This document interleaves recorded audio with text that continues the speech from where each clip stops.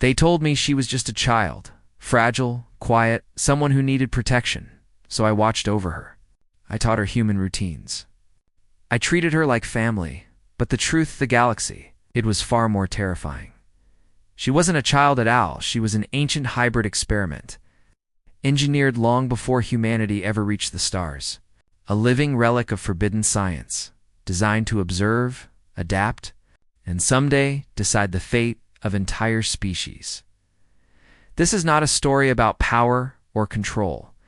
It is a story about how human kindness disarmed something the galaxy feared, and how treating a weapon like a person changed everything. The galaxy tried to bury its past. A human accidentally awakened it. If you enjoy HFY sci-fi stories, shocking revelations, emotional bonds, and moments where humanity defies cosmic expectations, subscribe to the channel and stay with us. Your support helps bring more unforgettable stories to life. Ethan never thought a babysitting job could feel strange. But from the very first day, something felt off. He accepted the job because it sounded easy. A private research family needed someone to look after their daughter for a week. The pay was good, the house was safe, and the instructions were simple. Make sure the girl ate on time, stayed inside, and followed her daily routine. There was nothing about danger, nothing about special care. Just babysitting. The house was located far from the city, surrounded by trees and quiet roads. It looked more like a small research lodge than a family home. Clean, organized, and strangely empty. When Ethan arrived, no parents greeted him. Instead, a man in a formal coat handed him a key card, a printed schedule, and a short warning. "Please follow the rules exactly," the man said calmly, "and don't ask her too many questions." That sentence stayed in Ethan's mind long after the man left. Inside the house, everything was neat. No toys on the floor. No drawings on the walls. No signs that a child actually lived there. Ethan wondered if the girl was very disciplined or simply didn't play much. Then he saw her. She stood at the end of the hallway, small and still, with soft fox ears resting on her head and a long tail tucked neatly behind her legs. Her hair was light brown, her eyes sharp but calm. She looked like a child, maybe 11 or 12, but she didn't smile or wave. She bowed slightly instead. "Good afternoon," she said in a clear, careful voice. "You must be Ethan." It surprised him. Most children he had babysat barely remembered his name. "Yes," he replied, forcing a smile. "You must be Luma," she said again. "I have been informed you will be responsible for my care until Sunday." Her words sounded rehearsed, like someone reading from a script. Ethan brushed it off.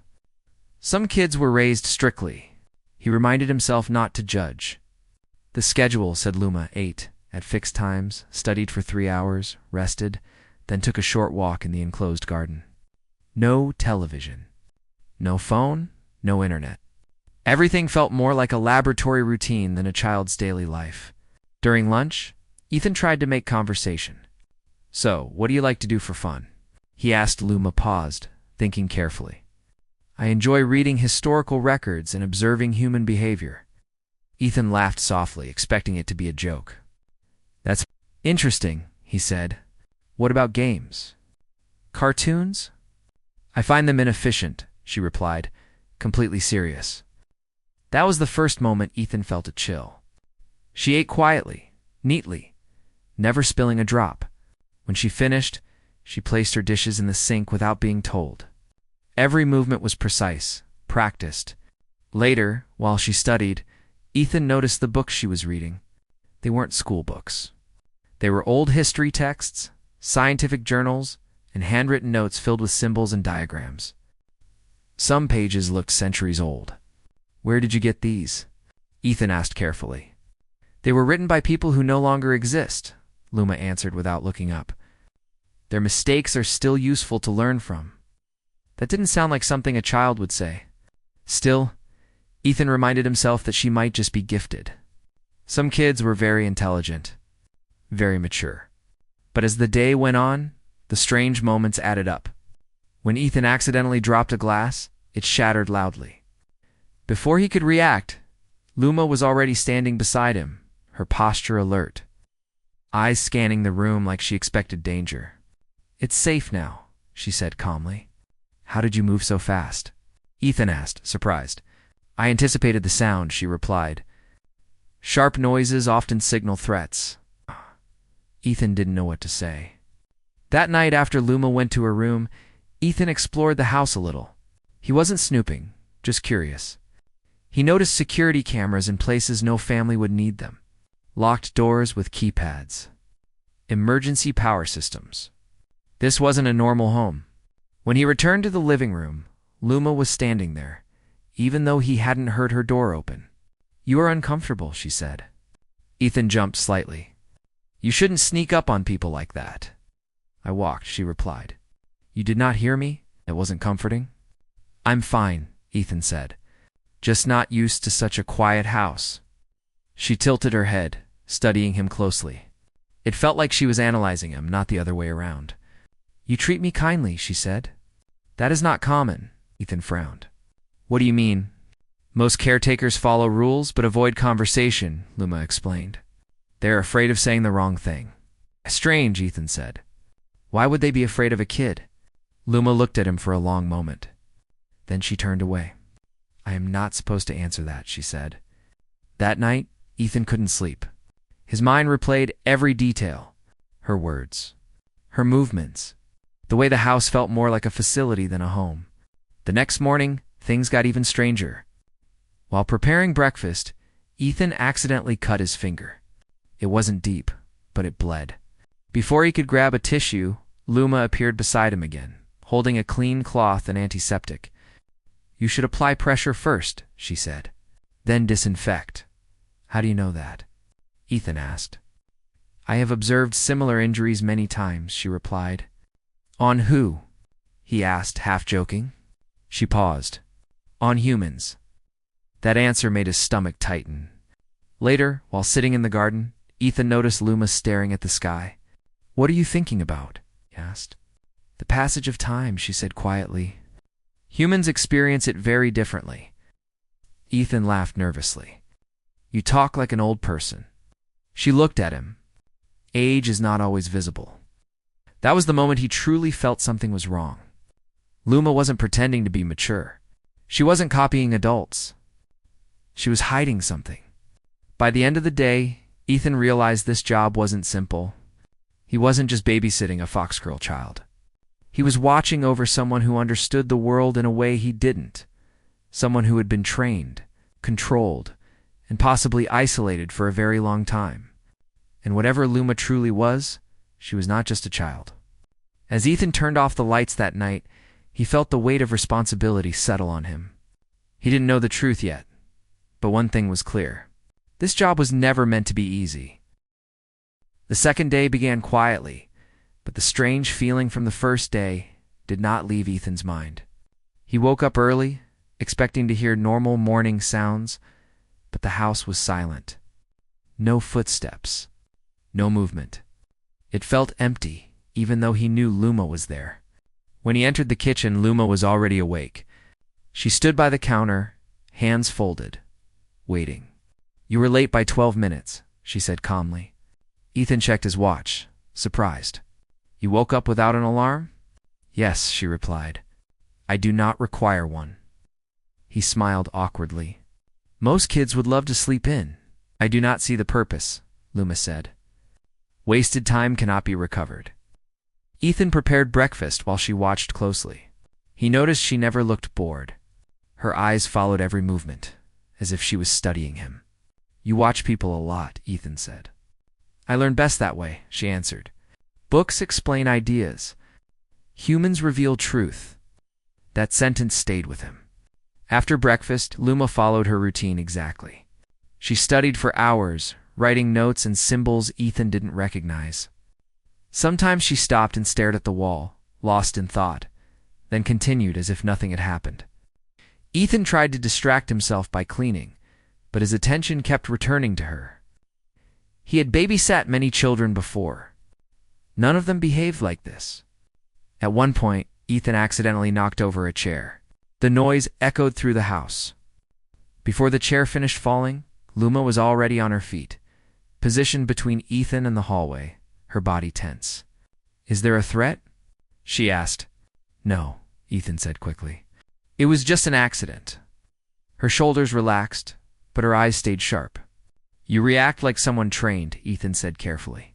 She sat back down. Preparedness increases survival, wasn't an answer a child would give. Later that afternoon, something unexpected happened. The power flickered. Just for a second. Lights blinked, then returned. Ethan barely noticed it, but Luma did. She stood instantly. "We must move away from windows." "Why?" Ethan asked. "Power interruptions often come before system checks," she replied. "Or intrusions." "Ah." Ethan laughed nervously. "This isn't a movie." She looked at him seriously. It has happened before. Before he could ask what she meant, a soft alarm sounded somewhere in the house. Not loud, but clear. Ethan froze. "What is that?" Luma was already moving. She walked calmly to a hidden panel and pressed a sequence of buttons. "It is a perimeter alert," she said. "Someone entered the outer zone." Ethan's heart began to race. "Who? I do not know," she answered. "But they are not authorized." The alarm stopped. "How did you know what to do?" Ethan asked. "I have observed others perform these actions," she said. "Many times." That sentence made his hands shake. They waited in silence for several minutes. Nothing happened. No footsteps. No voices. Finally, Ethan spoke. "Should I call someone?" "No," Luma said. "They already know." "Who knows?" Ethan asked. She didn't answer. That night, Ethan locked his bedroom door for the first time. He felt guilty doing it, but fear had settled deep inside him. The next day brought more signs. While walking in the garden, Ethan slipped on wet stone. He lost his balance and fell hard. Pain shot through his ankle. Before he could even shout, Luma caught him. She was much smaller than him, but she supported his weight with ease, steady and strong. "That's impossible," Ethan muttered. She helped him sit. "Your ankle is strained, not broken," she said. "You should rest for 6 hours." "How do you know that?" he asked. "I have seen similar injuries," she replied. "Your swelling pattern is mild." Ethan stared at her. "Luma, how many caretakers have there been before me?" She hesitated. Just for a moment. "Many," she said. "How long have you lived here?" "Longer than the structure," she answered. That answer hit him like cold water. That evening, Ethan tried to check the caretaker instructions again. He noticed something he hadn't seen before. A single line at the bottom, written in small print. "In the event of irregular behavior, do not intervene." Irregular behavior? Was that referring to Luma, or to the world around her? That night, the alarm sounded again. Louder this time. Red lights flashed softly along the walls. Doors locked automatically. Ethan rushed into the hallway. Luma. She was already awake, standing calmly. "Stay behind me," she said. "What?" Ethan said. "No, you're a child." She turned and looked at him. Her expression was calm but serious. "I am not fragile," she said. A voice came through the intercom, low and controlled. "Remain in place." "Situation under observation," Ethan shouted. "Who is this? What's happening?" No response. Minutes passed. Then the lights returned to normal. Doors unlocked. Silence again. Luma relaxed. "It is over," she said. Ethan sank into a chair, shaking. "This is not normal." "None of this is normal." She sat across from him. "You are afraid," she said. "That is understandable." "You talk like you've lived a long time," Ethan said quietly. "How old are you really?" She looked down at her hands. "I do not measure age the way you do," she said. "My body changes slowly. My mind does not." Ethan felt his chest tighten. "You're not a kid," he whispered. She looked up at him. "I was once treated as one. It was easier for others that way." Ethan didn't sleep at all that night. By the morning, he knew the truth, even if he didn't fully understand it. Luma wasn't being watched to keep her safe. She was being watched because she was dangerous to understand. And whatever she truly was, it was far older, far more complex than anyone had told him. Ethan realized something else too. She trusted him. And that made everything even more dangerous. By the third day, Ethan no longer felt like a babysitter. He felt like a guard standing at the edge of a truth he was not supposed to see. The house felt different that morning. Not louder or darker, just heavier, like it was holding its breath. Luma followed her routine as always, calm and focused, but Ethan noticed something new. She was watching him more closely than before. "You are thinking too much," she said, while writing in her notebook. Ethan froze. "How do you know that?" "You pace when you are troubled," she replied. "Your breathing changes." He stopped walking. "You read people too easily," she gave a small nod. "It is a survival skill." That word again, survival. Ethan decided he could not ignore the signs anymore. He needed answers, real ones. While Luma studied, he explored parts of the house he had avoided before. He noticed a locked door at the end of the basement hallway. Unlike the others, it had no label, just a small scanner and a warning light. He shouldn't open it. He knew that. But fear and curiosity pushed him forward. He searched the caretaker packet again and found a thin card hidden between pages. It looked like an access key. His hands shook as he used it. The door opened silently. Inside was not a storage room. It was an archive. Shelves lined the walls, filled with metal cases, paper files, and data drives. The air smelled old, like dust and time. A single desk sat in the center with a screen already on, glowing softly. Ethan approached slowly. On the screen was a name. Project Luma Hybrid Continuity Subject. His heart began to race. He scrolled. The files described a long-forgotten research effort. Not modern, ancient, centuries old. A group of thinkers who believed humanity could survive future disasters only by adapting. By blending strengths. By creating something new. Not a weapon, a guardian. The documents spoke of a successful subject. A hybrid with enhanced awareness, memory retention, and slow aging. Designed to observe, learn, and guide quietly. Never rule. Never dominate. Just endure. Ethan felt sick. The subject's description matched Luma perfectly. Fox-like traits for heightened senses. Human structure for understanding and empathy. A mind designed to remember everything. Then he saw the dates. The project began hundreds of years ago. Ethan stepped back, struggling to breathe. This wasn't a modern experiment gone wrong. This was history repeating itself. A soft voice came from behind him. "You were not meant to find that room yet." Ethan turned quickly. Luma stood at the doorway, her expression calm but tired. "I'm sorry," he said. "I needed to know." She walked inside and looked at the screen. "They always hide it the same way," she said quietly. "You're ancient," Ethan whispered. "You've been alive longer than anyone." She shook her head. "Alive is a complicated word. I have existed, observed, waited." "Why pretend to be a child?" Ethan asked. "Because humans trust children," she replied, "and fear what they cannot control." Ethan sat down heavily. "How many times has this happened? People discovering you?" "Enough," she said. "Each time, they decide something different. Protect me. Study me. Use me. Hide me, and now?" Ethan asked. "Now they watch," she said. "They wait to see what you will do." That realization terrified him.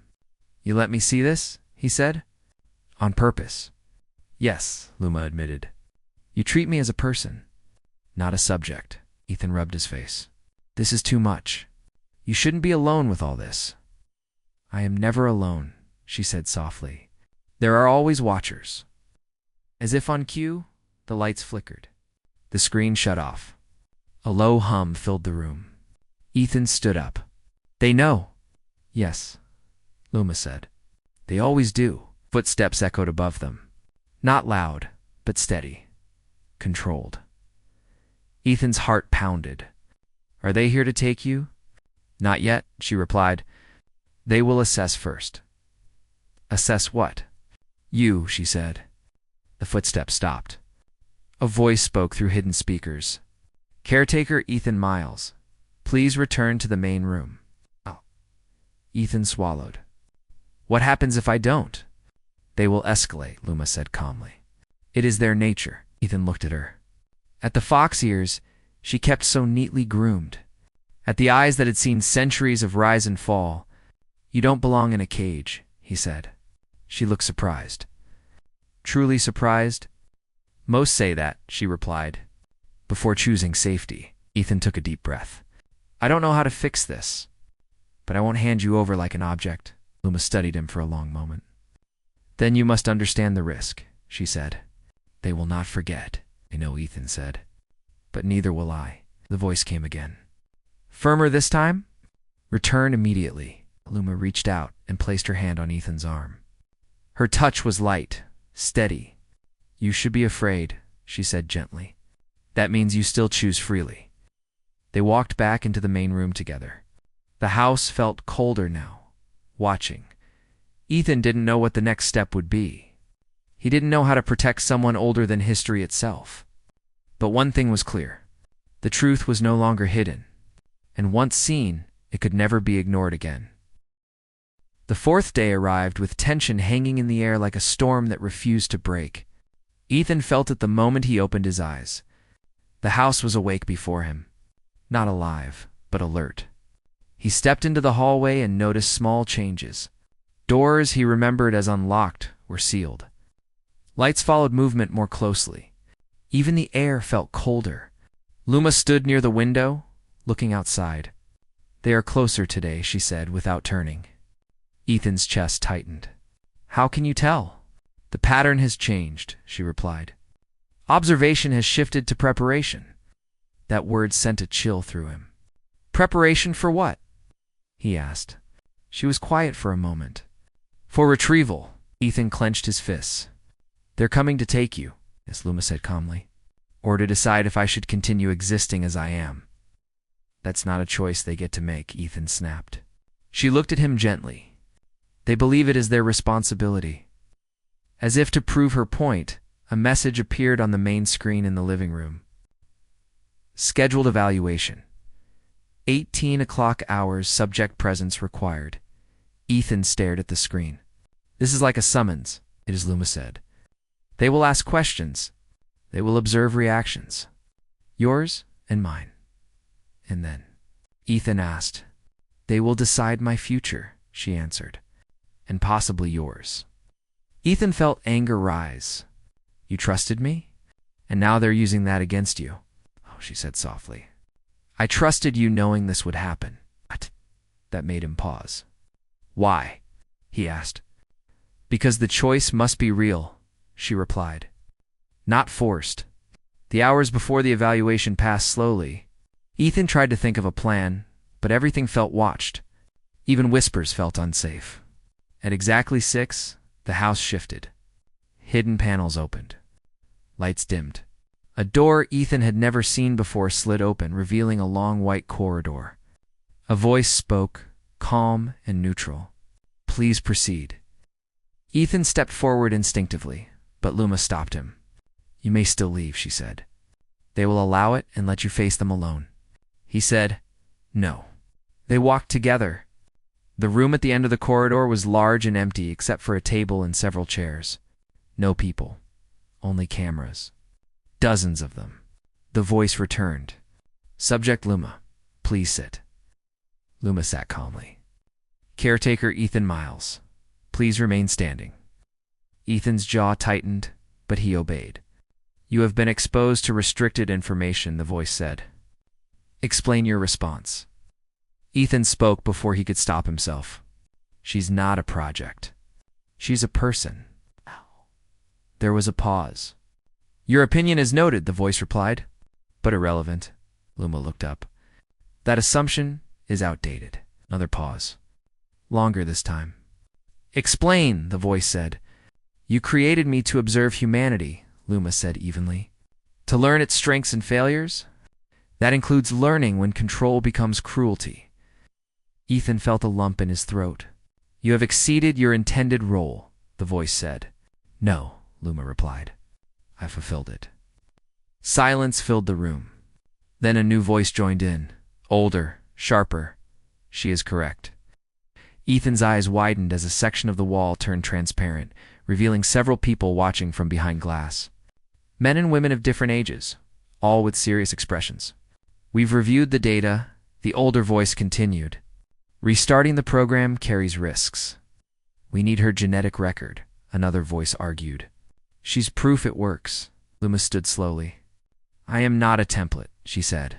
I am a result. The room went quiet. Ethan stepped forward. If you force her back into isolation, you'll lose what makes her valuable. Trust. A few of the observers exchanged looks. Trust is not measurable, someone said. It is, Luma replied, by what happens when you remove it. The tension was thick. Finally, the older voice spoke again. There is an alternative. Ethan held his breath. She can disappear, the voice said. Officially, Ethan looked at Luma. What does that mean? It means records erased, Luma said quietly. Surveillance withdrawn. No contact? And the program? Ethan asked. Suspended, the voice said, but not destroyed. Ethan understood the cost. She would be free, but always a secret. Luma closed her eyes briefly. This is my choice, she said. You don't owe them anything, Ethan said. I owe myself freedom, she replied. The older voice continued. Caretaker Ethan Miles. Your involvement presents a risk. Ethan straightened. Then erase me too. Another pause. That is acceptable, the voice said. The lights brightened suddenly. The room felt lighter, less heavy. Subject Luma will be released, the voice declared. This facility will be decommissioned. Ethan felt his knees weaken. It was over. Or so it seemed. That night, the house powered down, piece by piece. Screens went dark. Cameras shut off. Locks opened. Luma stood in the doorway with a small bag. Inside were only books and notes. Where will you go? Ethan asked. Forward, she said simply. They stood there in silence. You changed things, Ethan said. Even if they don't admit it. She smiled softly. So did you. As they stepped outside, the night air felt different. Open. Free. Ethan didn't know what tomorrow would bring. He didn't know if the Watchers truly let go. But for the first time since he arrived, he felt hope. Because the choice had been made, not by systems, not by fear, but by two beings who refused to let the past decide the future. The final morning came quietly. No alarms, no flashing lights, no hidden voices. The house that once felt like a cage now felt empty, like it had already forgotten its purpose. Ethan woke before sunrise. For the first time in days, he slept deeply. When he stepped outside his room, he noticed something strange. The cameras were gone. Not turned off, gone completely. Panels were removed. Wires pulled out. The house looked normal now, almost ordinary. Luma was already awake. She stood near the front door, wearing simple clothes and carrying her small bag. The fox ears that once made her stand out were hidden under a hood. Her tail was wrapped carefully so it would not draw attention. You're ready, Ethan said. Yes, she replied. Timing matters. Ethan nodded. They really let you go? They stepped back, she said. That is different from letting go. But it is enough. They walked outside together. The air felt fresh, clean. Birds moved through the trees. The road beyond the gate was open for the first time since Ethan arrived. No guards, no vehicles, no signs of control, just a road. Ethan stopped at the edge of the driveway. This is it, then, Luma looked at him. You do not have to come further. I know, he said. But I wanted to see you start. She studied him for a moment, the way she always did when she tried to understand human emotion. You've changed my path, she said. Not by force, by choice. Ethan smiled softly. You did the same for me. They walked down the road together until the trees opened into a small town.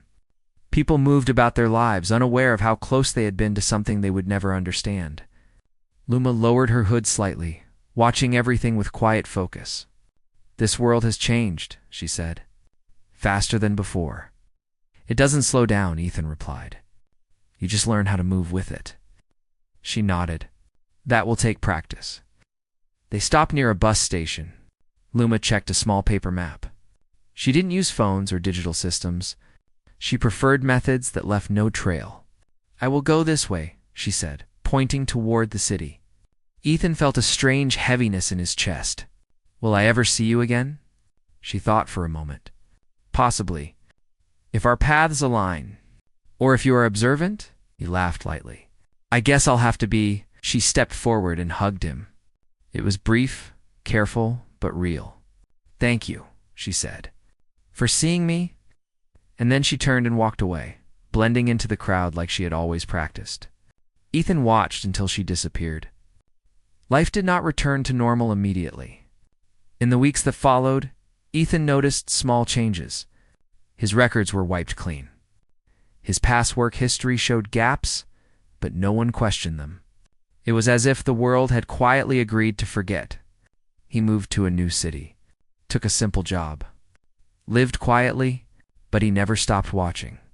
Sometimes he saw news stories that felt familiar, quiet advances in science that appeared without explanation, conflicts that ended before they began, ideas that seemed ahead of their time, guided by an unseen hand. Once, in a crowded train station, he saw a woman with sharp eyes and calm posture, watching people the same way Luma used to. When she noticed him looking, she gave a small nod. Another time, he found a book left on a cafe table. Inside was a symbol he recognized from Luma's notes.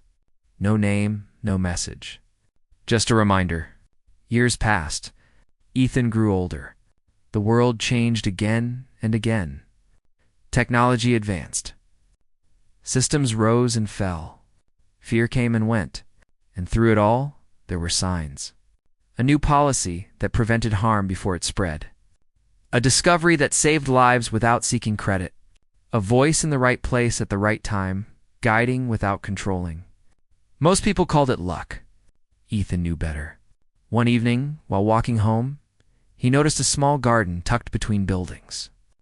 Fox-shaped statues stood among the plants, subtle, almost invisible unless you knew where to look. He smiled. Luma had not vanished. She had adapted.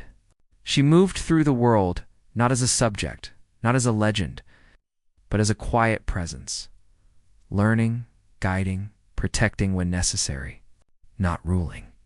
Never ruling. Ethan sat on a nearby bench, watching people pass. Children laughed. Couples argued gently. Life continued, imperfect and beautiful. He realized something then. Luma was never meant to save the world. She was meant to remind it. Remind humanity of patience, of choice, of what happens when power listens instead of commands. As the sun set, Ethan stood and walked on. Some truths were not meant to be exposed. Some guardians were not meant to be known. And some stories were real not because the world believed them, but because they quietly shaped the future anyway. Far away, unseen, a fox-eyed woman watched the city lights and allowed herself a rare smile. The experiment was over. Life had begun.